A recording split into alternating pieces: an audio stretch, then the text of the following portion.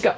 Greetings all, Shane Bruce, Restomod Daisy, and this is probably going to be one of the most important videos I ever make because this is one of the rarest daisies ever made. Ladies and gentlemen, you are looking at a daisy Model 40 Defender, and I can prove it. It doesn't say Defender on the roll stamp, but it does say Daisy Model 40. Look at that. Oh, it's bold, it's brisk, it's a Plymouth, Michigan gun, and it's ancient beyond days. Beyond days. The story of the Model 40 is kind of interesting. It starts back in 1914 when those marketing geniuses at Daisy were looking across the ocean and noticing that the Germans and the English and the French were all a shooting and a fighting, having a big old war. And they said to themselves, you know what? We need a toy war gun. We don't got one. So, 1914, they turned to Charles Lefevre, their design chief, their genius in residence, and said, make us up a gun that looks like a military service weapon. He got to cracking on it, and by 1916, they were in production. Now, the Daisy Model 40 was a departure for Daisy because it was more expensive to build. Ergo, it had to be more expensive to sell. So they were actually thinking about marketing this weapon at about $4.95 American. Gold-backed currency, way back in 1916. And they had a nervous Nelly breakdown over it. They thought nobody's going to pay that kind of money for this kind of gun. Well, they were wrong. By the end of the production run, the initial production run on the Model 40 in 1932, they had built 257,000 of these bad boys. And I've always wanted to see one in the flesh. Only seen pictures. And you know, pictures are 2D. Having one in your hands, whew, that's a 3D deal. So let's start and take a cruise around the Model 40. As you can see, it's a one-piece hardwood stock. Now, what kind of hardwood? I don't know. I don't think it's walnut. I think it's most likely to be poplar. Now, before we get too far along the way, you'll notice that it has a sling. And one of the oddities I noticed on this gun, I'm not sure if it's a factory mod, but I don't think so. You'll notice that there's a slit on the sling swivel mount here at the base of the gun on the buttstock. Let's run down to the front. You'll see that that same slit is present here. I don't believe that's a factory mod. But the puzzling thing is, how the hell would you get this sling swivel on this gun without it? I don't know. It's a mystery that I have not solved in my mind. It could be they decide just to cut it, bend it, put it on, bend it back, and be done. You know, it's a toy gun. It's not a real gun. So that'll have an impact later on when we go to take it apart because, yeah, kids, we're going to take it apart. Not all the way, but I'm going to take the receiver out of the stock to show you how different the receiver is from the standard Daisy small frames that we are so familiar with. So let's roll her up and take a look. We've looked at the roll stamp already. I want to draw your attention to this little device at the back. You know, it's kind of hard to say, why did they do that? Well, I've always pondered that myself, but now that I've taken it apart once, that's how they plug the back of the breech. This little steel plate or steel tube runs up in here, and this screw goes through it to hold it on the back of the receiver. And that is probably to prevent from debris from falling into the gun, which makes sense. It has the early immersion adjustable rear sight, adjustable for elevation.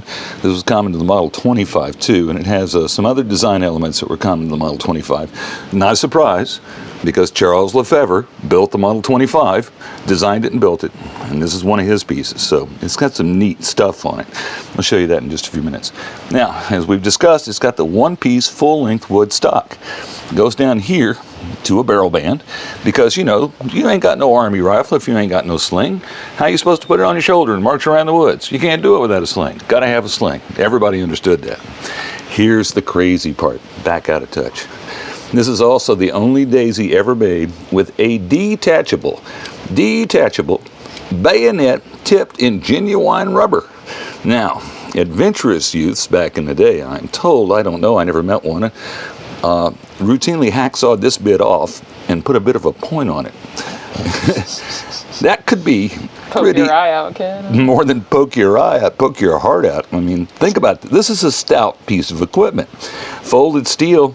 Yeah, you could stick it in a sandbag. You could stick it in a bean bag. You could stick it in little Freddie down the street. And there wouldn't be a whole hell of a lot Freddie could do about it. So, got a detachable bayonet. Let's take a look and see how that goes on. You'll notice there's a small flange that's been tack welded underneath the barrel shroud here. And you'll notice that there is a locking collar here. So, et voila, you place your bayonet on your gun, you wiggle it in place.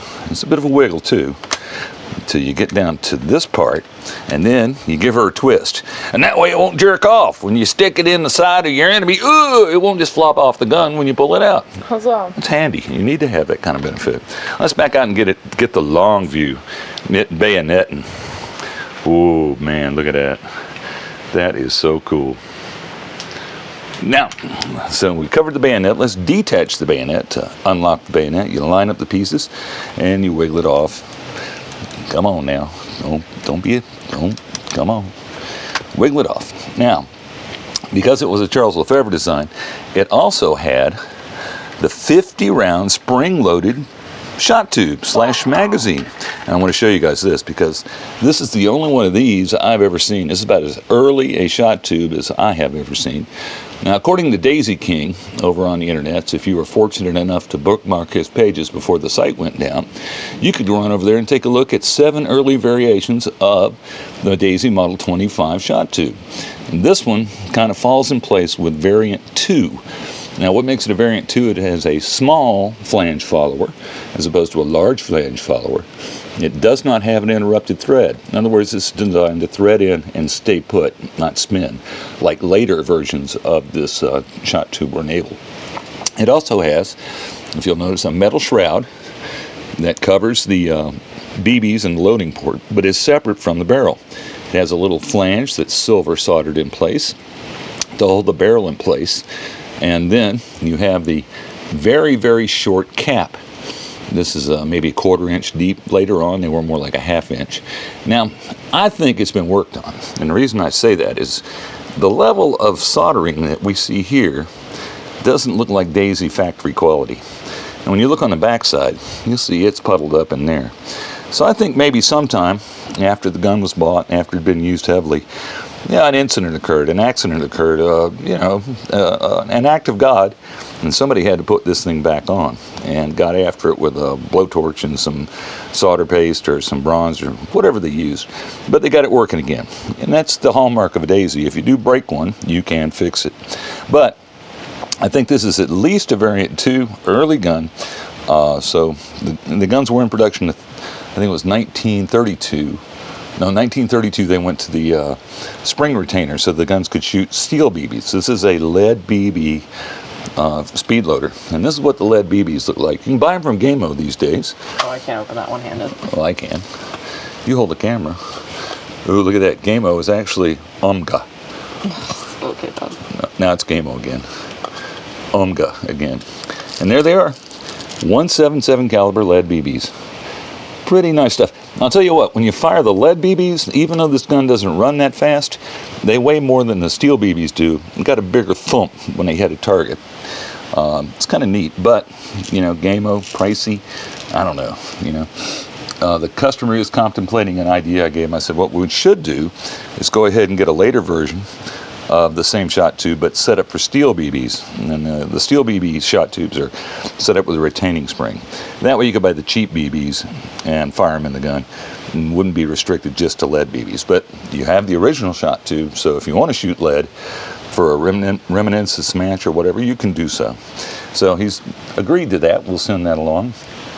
Let's see, where was we? We were going to take the gun apart. We've talked about the bayonet. We've talked about the shot tube. Oh, last item.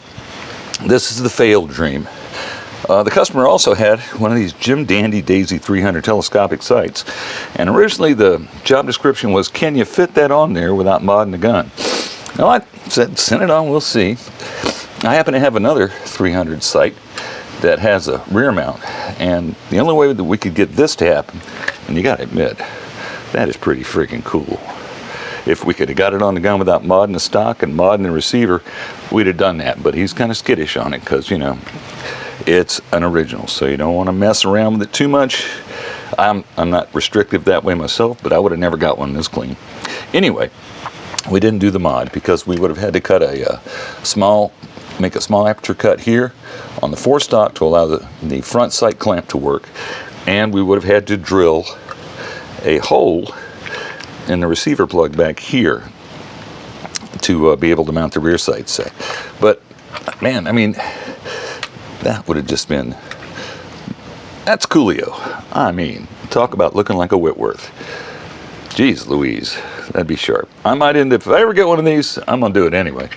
But getting one of these for me is going to be a slim proposition. All right, so that was the girlfriend side. Let's take a look at the mother-in-law side. You won't see much difference. Like I said, early daisy, so it's got the cast iron small loop lever, low pivot design. Pretty much the same stuff we looked at on the other side and up the front. This is not the very first year production because it has a fixed front sight blade. The first year production on this gun had a front sight blade you could tap left or right if you were having issues with your BBs hitting left or right, because the rear sight doesn't have a windage adjustment on it. The rear sights were all the same, elevation adjustment, no windage adjustment. All right, so that covers the front of the gun, the back of the gun. We're running kind of long, so we're going to get on to the pay dirt side of things. I'm going to show you how to get this thing apart. All right, so I'm not going to take this thing completely apart, but I'm going to show you how to get it out of the stock, because the internals on this daisy are just like the internals on every other daisy I've taken apart, and I swear to God I've taken them all apart. There's not a daisy in the world that I have not assembled or disassembled or reassembled and disassembled again several times. Now, here's the trick. It's got a sling on it. It's a spike mount, so you can't remove the mount. And if you want to mess with that cut, you can try, but that's sheet metal. I would bend it a whole bunch or it's going to break, and then you ain't going to have a sling. So here's the trick. Please note, here's where the sling was, and it's normally on there pretty tight because they're normally just display guns. So if you want to pull your sling set off, and you're going to have to because you've got to get the barrel out, you have to do this. You have to feed the sling in to loosen it up, get a lot of slack in it, and sneak down here, and because it's just on hand tight, ease that barrel band off, and off you go to the side. Now leave that alone. Don't step on it, don't drop grease on it, don't do anything bad to it. Next step, this might be a surprise, but it shouldn't be, we're going to remove the lever. Surprise. So let's pull that lever out of there. And soon you'll see something that amazed me when I took it apart the first time. How did they get it into this stock? Look at that, cast iron lever, long, slender plunger assembly. Much different throw and stroke Phone's getting hot. than what you see. All right, now the next step is to get this rascal out. I have my suspicions that this is not a factory screw. I'm not certain, because once again, I've never seen one of these guns. So you just basically back out this. It's not a knurled nut, but it's pretty close. So here we go. Get that out of the way. Next step is go up to the front, lever the stock down, pull the receiver out of it. Now let's get our wooden stock stuck up here so we don't get it dirty or dang it or nick it or something like that. And take a look at this receiver. It is a straight barrel shroud, and this is heavier steel than what you'll find on current daisies. Take a look at the thickness there. It's a single barrel shroud. It's got one wrap of metal around it for a receiver. The spring anchor goes through the receiver and mounts in a stud down there. Doesn't use a cross pin. Here's the part that makes me not want to take it apart again. The trigger return spring. It's a stout trigger. Now the spring itself, like most daisies, is on the trigger, or the early daisies, and the bolt that holds the trigger in place is this one here.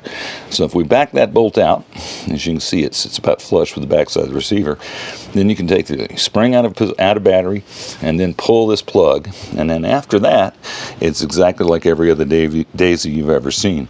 There's a mainspring and a plunger. Now the air tube on this particular model is about a ½ inch longer than a standard air tube, which leads me to think that the compression chamber is about a ½ inch longer than standard. But you'll note that the factory tube and the replacement tube are the same length. So there's no issue with using a steel BB air tube and a lead BB gun if you've got a steel BB air tube to use. Don't use steel BBs in lead guns because they're swaged here at the end to keep the BB from rolling down. And lead being soft and malleable allows it to do so. All right, kids, well, that's basically it. That's the mighty Model 40 Defender with full wood stock, with a sling, with bayonet, with an early style tube, old gun, and a failed modification attempt because, well, you know, we just didn't want to butcher it up.